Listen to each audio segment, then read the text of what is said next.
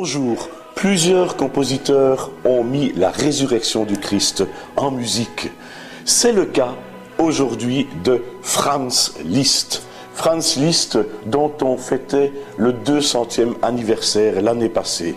Et pourtant, malgré que l'on a réédité beaucoup de disques de sa musique, on n'a pas réédité cet oratorio qui est encore de nos jours très peu connu, très peu joué. Il est vrai que cet oratorio demande des effectifs immenses, un grand chœur, des solistes, un orchestre. C'est très difficile pour l'orchestre de le jouer, ça demande beaucoup de répétitions.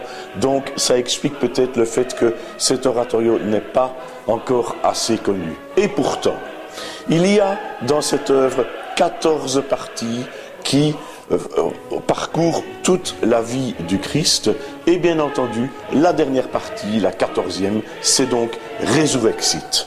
Alors, comment Francis a-t-il fait? Il a déterminé 8 thèmes, c'est-à-dire 8 mélodies simili-grégoriennes pour toute son œuvre, et bien entendu, puisque Resurrexit est la dernière et 14e partie, eh bien, on réentend ces 8 thèmes qui résument l'œuvre à la fin. Parce que cette 14e partie fait pas beaucoup de temps, ça fait à peu près 5 minutes, alors qu'il y a des parties qui font 20 minutes dans ces 14 en question.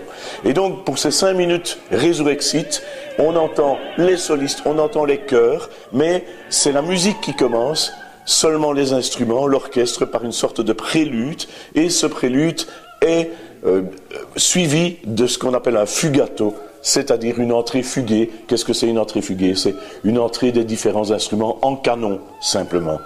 Voilà, ça vaut vraiment la peine de découvrir cette œuvre Christus de Francis, qui était abbé. On parlait de l'abbé Liszt à la fin de sa vie. Il a reçu les ordres mineurs. Et d'ailleurs, il a été invité au Vatican.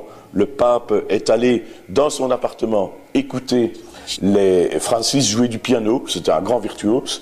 Et c'est là, à Rome, qu'il a composé ce fameux oratorio. Bonne journée.